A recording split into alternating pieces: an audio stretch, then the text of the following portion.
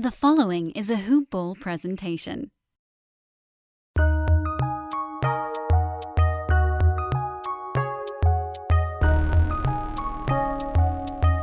Welcome to the Fantasy NBA Today podcast. It's Monday. A new week begins here on Fantasy NBA Today. I'm Dan Besbris. This is, of course, a Hoop Ball presentation, and a big thank you right at the outset here to our fantastic partners at Hawaiian Isles Kona Coffee Company. HawaiianIsles.com is the website. Check them out. Hawaiian well, you know how to spell Hawaiian. I don't even spell Hawaiian. Get out of here with that nonsense. Hawaiian ISLES. That's the one I'll make sure we all know how to do here. Hawaiian ISLES. Hawaiian Isles Kona Coffee Company. HI Kona Coffee on Twitter. Check them out. Enjoy the product. Enjoy this sweet, delicious Kona roasts. Oh, man. It's basically what's powering our founder, Aaron Brewski, on a day-to-day basis. The great Mike Apotria, I know, now swears by it. He's just trying to figure out all the different ways that he can game himself from Hawaiian Isles. And I'm like, dude, time to put some of those DFS winnings right back into the coffers. Pay the piper, or whatever the old expression is. Anyway, check them out. You can also get them on Amazon by searching for Hawaiian Isles. The new week begins here on Fantasy NBA Today, but a new theme does not. We will continue our exploration of real and mock draft results. After 2 weeks in a row, we spent actually working on real draft results, which I find to be incredibly rewarding. Real draft. People have put their money into this, so it's kind of like a money where your mouth is situation. You know that no one's messing around. Nobody's trying to game the system. Nobody's avoiding their guys to see where they might actually end up. Those are the real things. Now, this week, we're actually going to move it back to the results of an industry draft. I'm not going to give out any names who was in it. These are fantasy analysts. And we're going to work our way through it basically like we did last week. Starting at the top, trying to figure out where guys are going. And here is why. So we're going to start the podcast by illustrating why we're doing this a few different ways. Number one, why did we spend the last 2 weeks going over medium to slightly larger than medium money real draft results? Well, because we know nobody was messing around. Nobody was sort of screwing with their picks. Nobody was playing any games. These were the guys they legitimately wanted on their fantasy teams, and it was very early. The reason we're now going to explore an industry mock result is, number one, you're not going to get too many legitimate industry leagues at this time of year where you can actually go get the full draft results and talk about them. So it's probably going to be a mock draft. And then the second point is, it's really important to see who's picking who where. From my perspective, as someone who's associating with these various industry pros that they're kind enough to include me in, I don't know why. I'm definitely holding the group back. You're able to find out different sites. Basically, if you don't. Let me try to put this away that doesn't sound like we're cheaping out in some way. I think it's important to know what all the different websites are promoting. If you can afford to buy everybody's projections, by all means. But one of the benefits of having a podcast, having a platform, or even listening to it is you can learn about other places by seeing what those people are talking about on Twitter, what they're talking about on their podcast. Anybody that wants to know what I'm doing just has to listen to this show. I'm not hiding anything. You guys know how I draft. And we've been talking about the picks for weeks now. So you know what I think about it, where everybody's going. ADPs and the like. That's an incredible benefit to have at your disposal, and it allows you to get a lot of stuff done without having to spend a bunch of money, which I think is a really nice thing. I want you guys to go out and get the Hoop Ball Draft Guide. It's only $15.99, still $15.99. Go get it. It's filled with fantastic information at Hoop Ball Fantasy, at Dan Besbris, DanBesbris. Don't ignore that. I want you guys to buy it because that is the coal in our engine here at Hoop Ball. You gotta power the locomotive. Get the draft guide, get all that good stuff. But at the same time, draft guide's $16. We've got other stuff that's, full season premium memberships. We got early B150 access, all that stuff. If you can't afford all that, or if you don't want to spend on all that, get the draft guide and then utilize this podcast. Because we're going to walk you through so much of the process here completely for free. The only thing we ever ask is a rating or a review. If you have an amendment to subscribe, rate, and review the show, we will love you forever. That's all. That's all we ask for. iTunes, it's super easy. If you're on your computer, just click on the link that we tweet out all the time to go to the iTunes page. You can click a button to open the iTunes software on your machine, and then there's a rate and review button. And as I did once last week, and I will do this week, a reminder on how to actually do it on your phone. Open the podcast app on your phone. Search for Fantasy NBA Today. Actually, by the time you type Fantasy NBA T, it'll be the first thing that comes up. Boom. Pops up on your phone. You click on the show title. Take you to the page. You scroll down a little bit. Boom. Right there at the bottom, you can rate and review the show. So please do that if you have a moment. That's all we're going to ask for. Pivoting back to the topic at hand. We have this element at our disposal, which is understanding what other industry pros are doing. And so then you can apply that to the people in your league. You know the people in your league. I don't. I know the people in my league and leagues better than you do. And you know the people in your league better than I do. And what that means is you can understand, having played with someone for a couple of years, who are they drafting? Go back and look at the draft results from last year, the year before, if you have access to that, or print them out every year. Print them as a PDF so you can save it, or an Excel file. So you can go back to it now and say, who are these guys reading? Do you have someone in your league that snagged hoopball guys last year? You know they're reading hoopball. Do you have someone that snagged Roto-World guys? You know they're reading Roto-World. You have somebody that's got the basketball monster Joneses. They're jonesing for the tools over there at BBM. So understand what people are reading in your league and use the results of an industry draft that we're about to talk about to know the guys you're going to have to watch for in your league and where they're going to be taking those guys. Let's dive right in. Again, industry draft results, 9-cat head-to-head 12-teamer. Pick number 1, Karl-Anthony Towns. I'm not surprised, and I said this on the last one, I'm not surprised because he is an incredibly durable basketball player, and durability is a skill. He did skip 5 games last year. At some point, his streak was broken. I actually talked on a much smaller scale. Remember when I had an Ironman streak going with this podcast? I'd done like 200 straight shows, and I thought, this is taking on a life of its own. I gotta take one show off, and then nobody will care if I take more after that. I think we're at a point now with Cat where he's going to take more than his, one day off a year. But when he's ready to go, he's going to play. Still, and I said this with the last mock draft, if I'm taking my first overall pick and durability is a massive factor, I'm going James Harden. Cat had a great season last year. He was number 6 on a per-game basis, and he played in 77 ball games, so he gets elevated beyond that. But James Harden played in 78, and he was number 1 on a per-game basis. And I know Russell Westbrook is going to put a dent into that, but even if he comes back to the pack, even if he's behind, even if Anthony Davis is the clear-cut number 1 on a per-game, and James Harden is closer to guys like Steph and Giannis and Kat, his durability is basically the same as Towns, and to me, he's more reliable on an actual production basis, even in 9-cat. He's just so good at the things he's good at. He blows people out of the water. Free throw percent, colossal. The most important free throw percentage guy in the NBA. Points per game, led the league. Even if that comes down a little bit, he's still going to be among the best. 3-pointers almost led the league. Steals, he was actually among the league leaders. So the things he does well, he does so insanely well. And if you're worried about assists, bearing in mind, of course, he was sharing the assists with Chris Paul last year, so even if they take a hit, it won't be as severe as if it went from having no sidekick to having Russell Westbrook.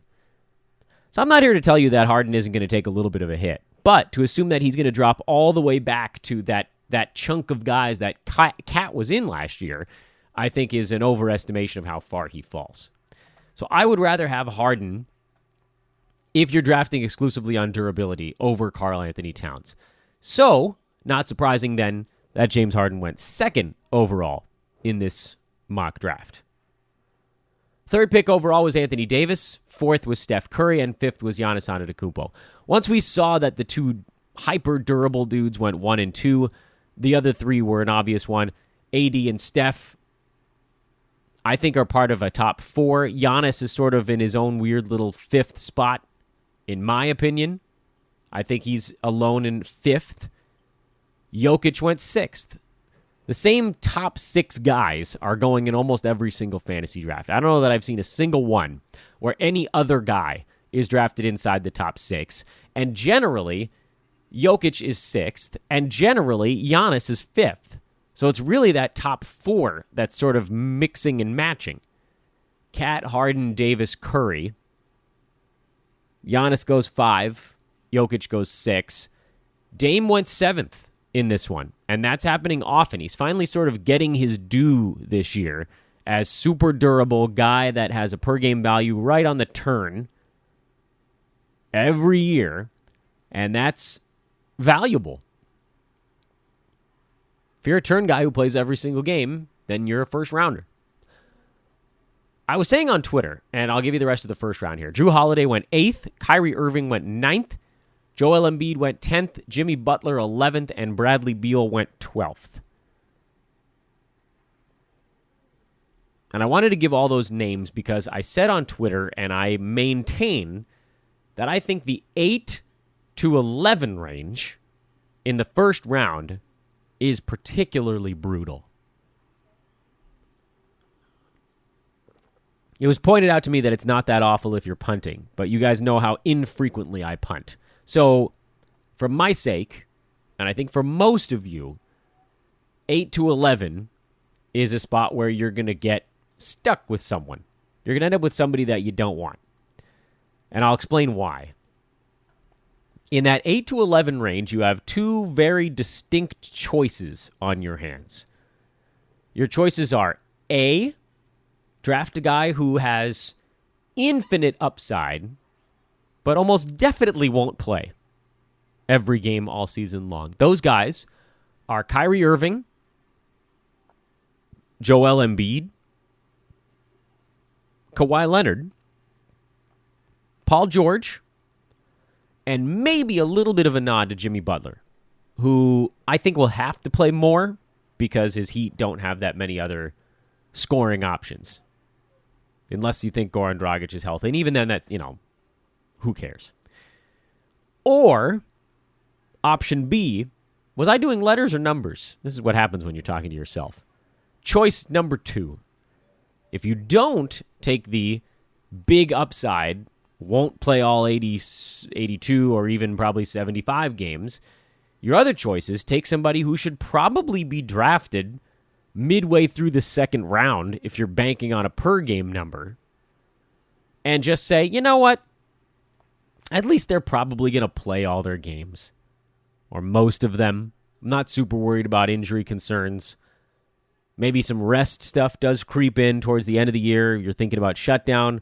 But overall, safer. A safer second-round pick that you're taking at 8 in the first round. These guys are, in my estimation, Jrue Holiday, Bradley Beal, LeBron James, Kemba Walker, and that's probably it. I don't think you're taking Andre Drummond towards the end of the first round. So what do you do? What do you do? If I had the 8th pick and it was in this spot, I didn't have the 8th pick. I was number 11, so I rolled the dice a little bit with Jimmy Butler in this spot. If I had the 8th pick, I'm honestly not sure what I would do. I think right now I'm leaning Kyrie Irving,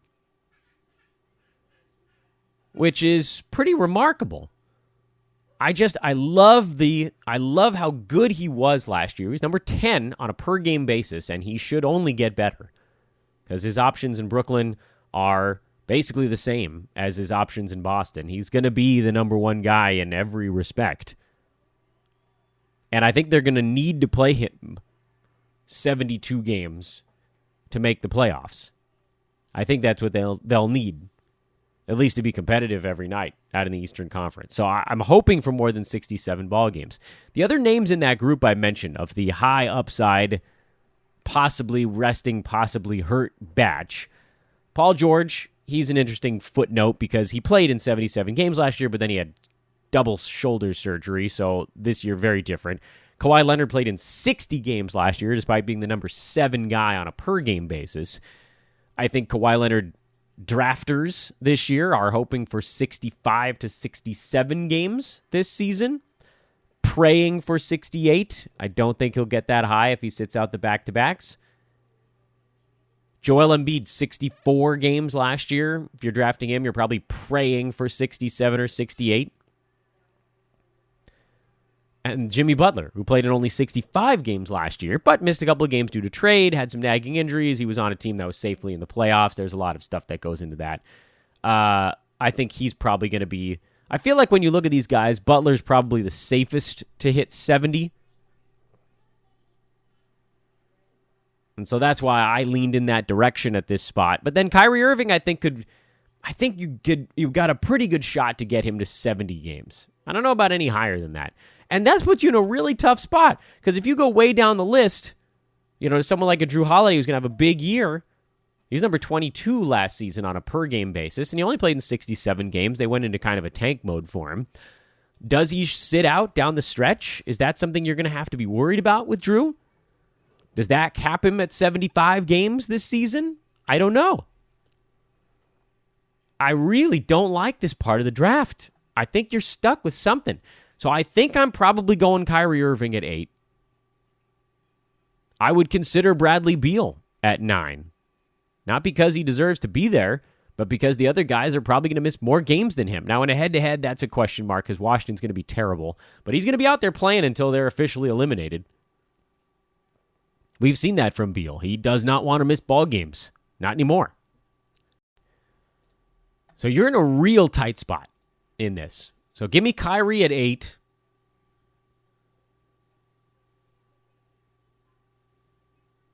I think I'm looking in the direction of either Beal or Butler at 9. If we get good news on Paul George, I could shuttle him up into that spot. And then at 10, you're almost forced to either go way down the list and do the Drew Holiday big season, hope he plays all the way through thing. LeBron, who could kill your free throw percent. Do you dare take a guy like a Drummond? Do you go Embiid? He's not going to play that many games. Do you go Kawhi at that point? I mean, the 8th, 9th, 10th, 11th picks are really soul-crushing. And the only reason I left number 12 out of that is because at least at that point you're on the turn. And so, yeah, even though your picks are going to kind of suck and you're in that same boat, at least you don't have to worry about somebody snagging the guy you were hoping for in that second round on the way back. You got your back-to-backs, and then you're just done. If we get really good news about Paul George between now and draft season, which is about a month from now, maybe a month and a week even, then he'll move up, probably even potentially ahead of Dame, but I might put him in that 8 hole, and that pushes everybody down a slot. Kyrie, Butler, Beal, Embiid, Kawhi. I'm looking at Kawhi. I think I would consider him at 13. I would consider Kawhi on the turn and just hope that you get 65 to 70 games out of him. And in head-to-head, the games missed are going to be scattered throughout the year, most likely. So that's actually a little bit better than a lot of these guys where, like with Beal and head-to-head, the games are probably going to be clustered towards the end. Same with Drew, potentially, depending on how many he misses. So that whole stretch there, that just petrifies me. You're not going to get a guaranteed first rounder past number 7. Those are the only guys I think you can really count on. And I'm giving a guy like LeBron a bump because I think he's playing a lot of ball games this year. He was number 24 last season despite not being right. His efficiency is going to be better with Anthony Davis near to him. His free throw percentage is refuse, but he still sure does a lot of interesting stuff. I mean, he was 24. That's a big leap. I have, recommendation towards the end of the first round is hard to make. Head-to-head, more than Roto for me, because you can weather the free throw thing on a week-to-week basis, but that's pretty rough on a Roto season. So 8, Kyrie Irving, and again, unless we get really good news on Paul George. 9, probably for me, I think Jimmy Butler's a first-round pick. I'd rather have him there than some of these other guys. 10, probably going Beal in Roto. Maybe not in head-to-head. But I don't think I'm drafting Joel Embiid. I don't trust him to play out an entire season. Kawhi, I don't think I can take him before the turn. What are you going to do at the 10th pick? Do you go Paul George and hope he starts the year? That's what I'm praying for right now. And if that happens, what do you do at 11? Oof, that's a brutal spot. Absolutely brutal spot. Anyway, talking about the second round in this particular draft, we'll pivot back to the task at hand here. It was Paul George to start the second round. So Beal finished off the first. Paul George starts the second. LeBron James went at 14. Kawhi Leonard at 15. And then in my estimation, you sort of move out of anybody that has a chance to be a real first-round guy. Because we just spent a lot of time talking about the top 15 picks in this league. And I think there's a pretty clear delineation between those guys and the guys that follow, with maybe the very slight exception. You can call these sort of 1B type players. That would be Rudy Gobert, Andre Drummond, and Kemba Walker. And those guys are mixed in here over the next couple of selections. But before we get to those, I do want to take a moment to remind you guys about our partners at mybookie.ag. Digging these guys so far, really digging these guys, and I'm super excited to start making my NBA wagers because it's the NFL right now, and as I've said a million times, I don't know squat about football. But here's the thing. If you do, and you're making these bets in your mind, pick the winners and make money off of it. It's like leaving $100 sitting on the street. Go to MyBookie. It's fast, easy. They pay you when you win.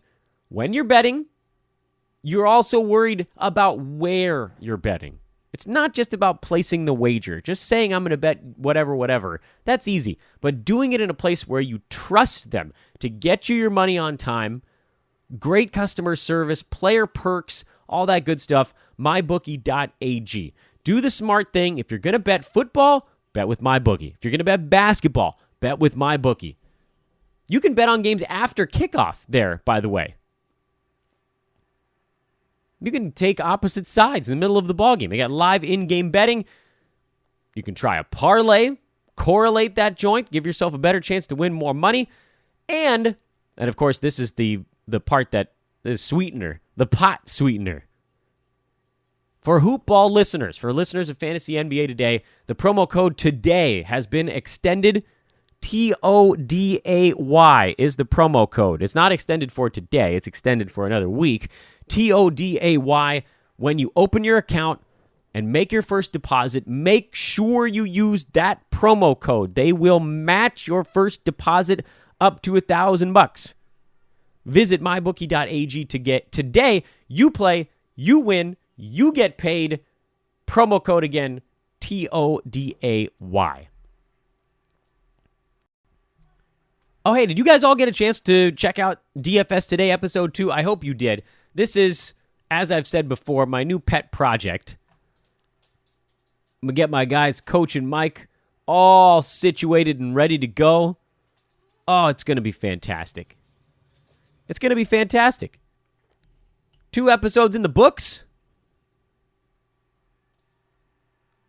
I mean, I'm trying to think of the word. I got a Yiddish word for it, but I'm going to try to bring that back over to just traditional English. I'm just oozing happiness and confidence and pride that 2 of my favorite guys here have come together and got a podcast going. Again, it's called DFS Today. You can find it very quickly by searching on the internet. Search for DFS Today Hoopball or DFS Today Hoopball iTunes, or you can follow us on Twitter. We're tweeting about it all the time. Go listen to one of our first few shows. You're going to be hooked. And once the preseason starts, the NBA preseason, those guys are going to be putting out their actual, it's not picks, right? With DFS, it's not necessarily picks, but they're going to be putting out actual cards. The guys that they're starting in their DFS lineups in NBA preseason games, and then all this prep work leading up to the actual season where they can cash in early. And that's what these episodes are about right now. It's how to win the first few games you're betting in DFS when you get into these contests, because you've done the work in the offseason when a lot of folks were just sitting on their fingers and or doing it with football.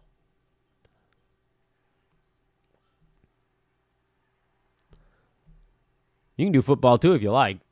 I got no problem with that, but my guys are going to teach you how to win basketball. Anyway, that's DFS Today. All right, let's get back to our fantasy draft. We left off, as you may recall, at what I have not so affectionately called the area past the actual first rounders. And for us, in this one, it's pick number 16, and that's Trey Young, who obviously is going to get a whopper of a boost in 8-cat this year. 9-cat, his ADP is 21 on Yahoo. He went pretty early in this draft because there is... listen, he's got a ton of upside. He's a point guard, and when point guards figure it out, they become invaluable. I mean, we're talking about a guy that could average double-digit assists this season and basically did down the stretch last year. You know, he was significantly better, significantly improved late in the season. Overall on the year, he played in 81 games and was number 124. But as you get towards the tail end of the campaign, things got better. He was actually number 37 for the final 2 months of the NBA campaign last year. So let me explain a little bit about how that took place. Trey Young, final 25 games of the year, his minutes went up by 2 per game, still scoring in the 20s, assists at 9.4, only 1 steal, 2.4 threes, which is nice. But here's the big difference maker. He shot 43% from the field on 18.5 shots per game, which is not good, but it's not the unbelievable hole in the hull of your boat that he was for the rest of the season. He was also at 3.5 turnovers over those last 2 months, which is down by 0.3 for his entire season and down by about 0.5 for the first, whatever it is, about 55 games of the year. His free throw percent actually got better. For the season, he was at 83%. Last 2 months, he was at 86 and change percent. And for the entire season, he was around 41.8% shooting, which means for those first 4 months of the year, when you pull out the 2 months of 43 and change, he was actually closer to 41 or 40.5. So his field goal percent went up by 3. His free throw percent went up by 4. His turnovers came down by a half a turnover per game. His scoring went up by 5 or 6. His assists went up by 1 to 1.5. And his threes actually went up by about half a three-pointer per game as well. So he took a flying leap forward the final 2 months of the season. And, of course, that's why you got to pay through the nose if you want him this year. Too rich for my blood. Too rich for my blood. Because when I look at those last 2 months for Trey, last season, and I clowned on him a lot last year, and believe me, I am not backing off from that, because as good as he was those final 2 months, he was atrocious the first 4. He was killing you. He was outside the top 150. But those last 2 months were a significant thing. It was a big development for him. 37. 24 points, 9.5 assists, a steal, 2.4 three-pointers, 43% from the field, 87 at the foul line, 3.5 turnovers per game. Here's how he could potentially get inside the top 20. Do we think the scoring is really going to go up from 24? That's hard to say. I don't think so. Do we think the assists are going to go up from 9.4? Yeah, I think he could hit 10. I think he could get 10 assists per ball game. Are the steals going up? Nah, he's not that guy. Turnovers come down? Probably not. Not with as much ball handling as he's doing. Field goal percent from 43, you could see it get to 44, maybe. But I don't think much higher than that. The way he gets inside the top 20 is if he plays 80 to 82 games. Easy enough. That's it. That's all you really need to worry about with him. And so when I look at Trey Young, I do love the idea of him making a big leap forward, but the problem is everybody else does too. Because he finished the season so hard last year, and he was such a buzzy name anyway, that he's going towards the end of the second round, and I can't do it. I can't bring myself to do it. I like the player. I like the fantasy game now. We've seen the improvement, but he's priced himself out. I think he does get a bump in head-to-head where turnovers don't really cost you very much on a week-to-week basis because, listen, if you have more games played than your opponent, you're probably going to lose turnovers, and if you don't, you're probably going to win them. So, screw it. Unless you have a particularly awful or particularly good team. All the teams in the middle in turnovers are just going to win or lose depending on who has more games on a given week. So you can wipe that out a little bit, depending ever so slightly on team build. And maybe that's the case because it's going to be big popcorn numbers. He's probably going to play most of their games this year as he continues to learn the trade, the craft. But I don't see quite this number. 16 is real high. I'd rather have the guys behind him. 2 of them, at least. Andre Drummond going at 17. I think that's a really nice pick in the middle of the second round. Drummond, over the final 2 months last year, was, you guys aren't going to believe this when I say it out loud, number 4. Number 4 in the NBA on a per-game basis.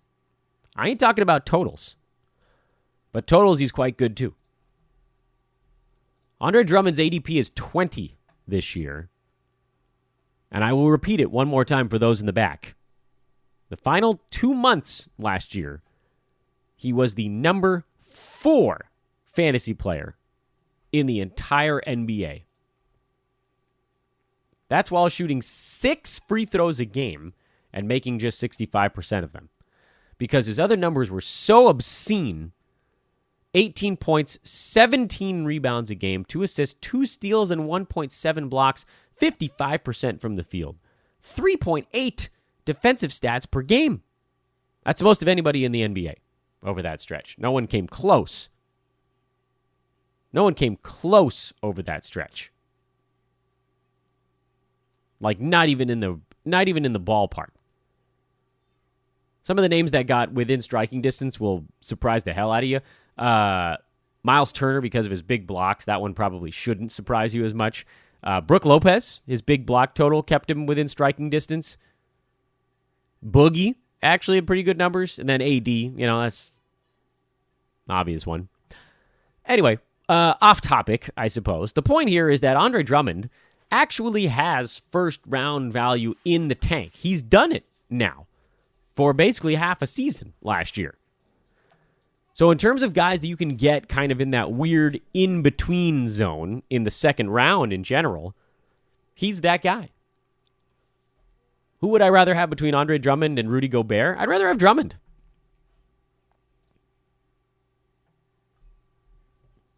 It's close.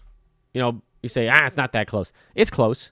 But Gobert was number 29 over that same stretch. Great field goal percent with Rudy. Great field goal percent. You're getting relatively similar fantasy games. Drummond's going to get you more rebounds, more steals. But yeah, I'd rather have Drummond if you're letting me pick between those two guys. And that's the way this one went as well. Kemba Walker was drafted at 18 in this league, which, again, this is very much a durability grab because on a per-game basis, and people were like, well, he's going to go ham in Boston. There's almost no way he goes more ham than he did in Charlotte.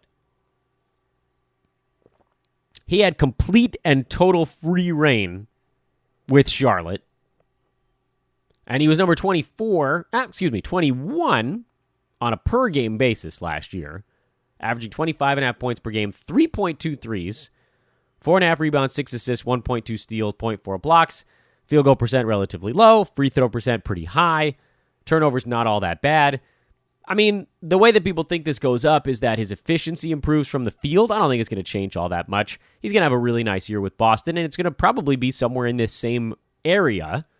And if he's super durable, then yeah, he could climb himself from 21 on a per game to, what did I just say, 18? Yeah, I got no problem with that. He could get as high as probably 14 or 15. You know, if he plays in most of their ball games, which he did last year. He played in all 82, and so he was number 14. But that's kind of where he caps out. But he also, I think, fits into that discussion that we just had of, do you take a risk on someone at pick 10 or 11, or do you take Kemba Walker, which is a really boring first-round pick, maybe the worst first-round pick I've ever heard. But at least you know you're going to get a guy who's going to finish at like 17, probably, by totals. There's an argument to be made for that. So I like this pick. At 18, this is a no-brainer. Devin Booker at 19, not my favorite. Not my favorite. I'm not a big Devin Booker guy. I never have been, so you guys probably already knew that about me. I think he's a guy that could see a little bit of an efficiency bump playing next to Ricky Rubio, who should be able to help him out a bit by not forcing him to make a ton of terrible passes. But in terms of his fantasy game, you know, he was number 70 last year on a totals situation because he just didn't play all that much. And if you think Phoenix is going to be making a playoff run this year, you've got another thing coming. He was 42 by averages. He's never shown himself to be perfectly durable. And despite a pretty good efficiency year last season, his turnovers were terrible. He does nothing on the defensive end. You know, he's like Kemba Walker without the defense and with bad turnovers. I'd rather have Kemba by a lot and a few guys behind him as well. I'm not a Devin Booker guy, and I'm certainly not taking him in the middle of the second round. Rudy Gobert at number 20. This is an easy pick when he was still there. You know, I'm betting that this team was looking at him and thinking, like that old Mitch Hedberg joke, when I played golf, you're supposed to yell 4 when you hit a ball at someone, but I was way too busy yelling, there ain't no way that's going to hit him. I think that's what's going through this guy's head. There ain't no way Rudy Gobert's getting back to me. And then, there he was. So, yeah, obviously you take him at 20. He's a second-round guy when he's healthy. He was number 16 on a per-game basis last year. He played in 81 games. He was better than that by totals. There's absolutely no reason not to take him at 20. None.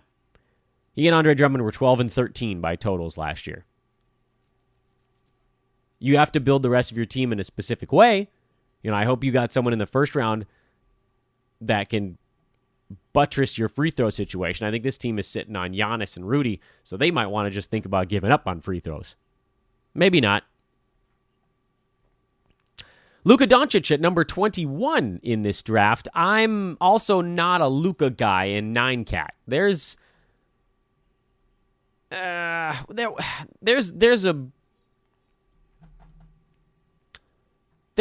way that this happens. I'm not seeing the clear path to it. The way is both of his percentages fix at the same time. Because we've already seen that his other numbers are pretty sweet. 21 points, 8 rebounds, 6 assists last year, 2 threes, 1.1 steals. That number's not going to be great, but that's good enough. It's good enough to get the job done, certainly, and he's going to be out there a lot. The issue with Luka was high volume 71% from the line, high volume 42.5% from the field. He was number 93 on a per-game basis last year. Proved himself to be pretty durable, played through a lot of little nagging things while his team was eliminated from playoff contention. He's going to have some better players around him this year, but the turnovers are going to be high, and unless his free throw percent and his field goal percent both make a big jump, he's going to be stuck outside the top 50. I think he's going to be a guy that disappoints a lot of fantasy owners. He gets a bump in head-to-head because of the popcorn numbers. You know, head-to-head, you sort of have to dial in the points league attack a little bit as you're drafting guys, but for me, not enough. Darren Fox at pick 22 in this draft. That's really early for Darren. I mean, his ADP is 34. And so, this is a guy that's going to have another pick at 27. If you have the third overall pick in your league, you're going to be 3, 22, and 27. You probably could get him on the way back when you look at the 3 or 4 guys in between even his 2 picks. So I'm not completely sold on the De'Aaron Fox leaping into the top 20 territory. He's very durable, so we'll give him that. He played 81 games last year. Averaged 17 points, 4 boards, 7 assists, 2.2 combined steals and blocks, which I really like. The defensive stats from Fox are outstanding. But here's the big but that gets in the way. De'Aaron Fox doesn't hit the 3 ball, which I generally don't care about, but he is a point guard, so you're sort of hoping for that, and he's around 1 per game, and he's not a good foul shooter. So there's going to be a little bit of a hurdle for Fox to climb to get exactly to that level. He played in 81 games last year, as I mentioned, so his total value was far superior to his per game, but his per game was 68 last year. So let's say, hypothetically, he gets a few more shots per game. There are a lot of guys on the Kings that are going to be taking shots. He's going to be doing a lot of facilitating. So maybe it's even safer to say, let's say his 7.3 assists get up to 8. Let's say his scoring goes from 17 to 18, 19, 20 even. 3 points and 1 assist. Is that enough to move him from 68 per game to top 40 per game? No, probably not. The only way he gets there is if that free throw percent goes from 73 to 77 or 78. He can't be a net negative in that department. And I'm not sure that I'm confident enough to say that that's going to happen. Now, don't get me wrong. I will happily let you put De'Aaron Fox on my basketball team as a late 3rd or 4th round guy because of the durability, because of the likelihood that he's going to take a step forward, but not in the 2nd round. It's too early. Especially when you have these 2 guys on the board to finish up the 2nd round in today's discussion. Nick Vucevic at 23 and Miles Turner at 24. Again, just to put this all into perspective, De'Aaron Fox was number 68 last year on a per-game basis. Per game. Vooch, 11. Miles Turner, 26. 11, 26, and 68 is where they were last year. Even if you think De'Aaron Fox takes a big step forward, getting him to Turner's level of 26 on a per game is a massive leap. And a lot of it has to do with the fact that it just gets harder to clear ground as you work your way basically inside the top 40. There are differences between each player at that level that from that 60 to 90 range, there just aren't that many.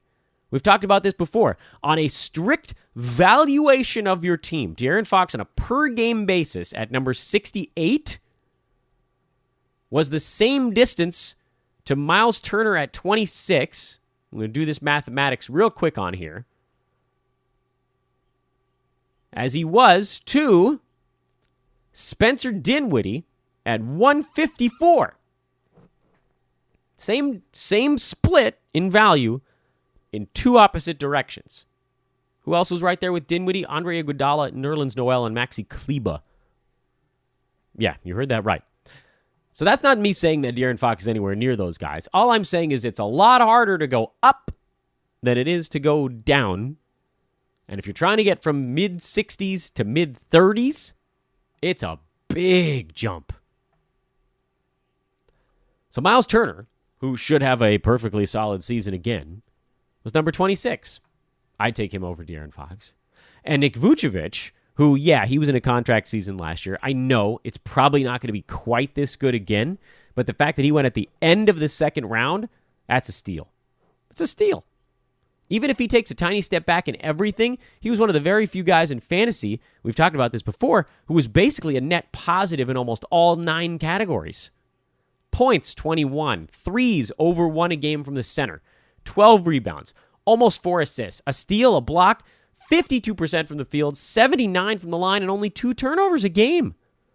And the Magic didn't change much. He's still their guy. They sunk some cash into that dude.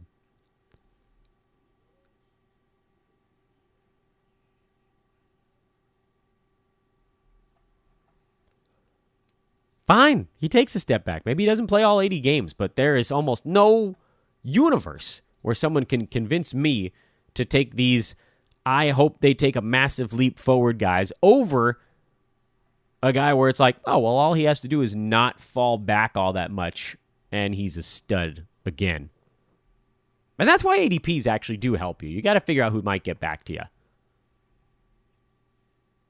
Vooch would not get back to you in the 3rd round if you pass him up where we were talking about Fox. Turner, maybe. Probably not, but maybe. Fox, I think, probably would. I think.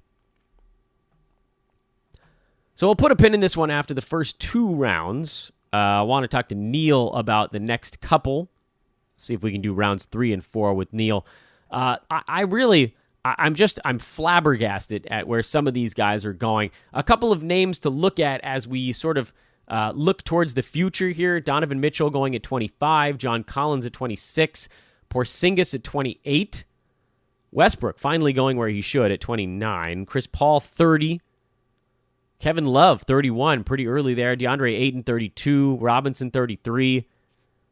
Aldridge, 35. Zion fell to the first pick of the 4th round at 37. Capella at 38. Conley and Lowry, 41, 42. Some really interesting stuff in there that we'll talk about with Neil on tomorrow's show. Reminder again, hoop ball leagues continue to truck along. We are now at 12 open leagues.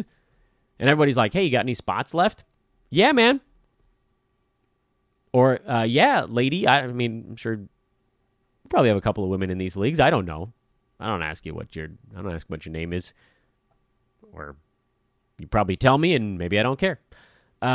We'll just keep opening them until people stop signing up. And if you're in a league where there aren't that many people in it with you, don't worry. We'll keep filling it out. We got a lot of time before we're shutting these things down. Hoop ball leagues at Dan Bespris, DANBESBRIS. B as in boy, ES as in Sam, B as in boy, RIS as in Sam. I know it's not the world's easiest last name to spell, but find me on Twitter, seek me out, and let me know you'd like to be in one of those leagues. Also going on right now, the official Rate My Team thread is back in the Hoop Ball forums. This is one of my favorites. Santino is rocking it this week. He's in charge of this bad boy. All you got to do is head into the forum with your team, whether it's a mock draft, a real draft, doesn't matter to me. Post your team, and Santino's going to tell you what you're weak at, what you're strong at. This is the Rate My Team thread. Go to hoop-ball.com, click on the forums tab, and it should be sticky right up near the top, so you shouldn't have to hunt too far to find it. It's one of my favorites. Chef hosted it last year. It blew up like crazy, and I expect it will do the same this time around. So get in there, post your team, again, mock, real draft, whatever. Santino will break it down over the course of the day. That thread's going to be running for the next 6 weeks, I think. 6.5, something like that. So that's a lot of fun. We also have a forum mock going on in the Hoop Ball forums right now, hosted by the wonderful Eric Ong. That's just getting started, I think, today or tomorrow at the very latest. So you can follow along on that, and the breakdown, Eric's analysis of that mock draft will be in our draft guide, which, again, on sale from $19.99 to $15.99 for a limited time. You can also get our Game Time Premium package, which is the premium full-season membership. You can get the early B150, which comes out on September 23rd, or you can roll those things together. We have a couple of packages available at hoop-ball.com. Again, at Dan Bespris on Twitter, at hoopballfantasy. And check out Fantasy Draft, too. I didn't tell you guys about that on today's podcast. They're changing the game, man. Rake-free DFS. They are our official partners for that new DFS Today podcast. Putting a pin in it until tomorrow. The rest of the week here on Fantasy NBA Today, Neil Rochlani will join me on Tuesday. My co-hosts all week long. Brandon Marcus on Wednesday. We'll talk to Coach on Thursday for a Team USA beat report. He'll also give us the skinny on what's to come on this week's episode of DFS Today. And Adrian Benjamin's before the week is up. Starting next week, I believe, or it might be the week after that, we'll get the numbers right for you. We'll start having industry pros on this to break down results from an additional industry mock draft. That should be a lot of fun. And there might be, don't quote me on this, there might be coupons at that point. Although the sale might be over for the draft guide, so you still should probably get it now. Get it now, but if you don't get it now, we'll have some coupons for you later in this draft guide season. I'm Dan Vespers. Have a wonderful Monday, everybody. We will talk to you tomorrow.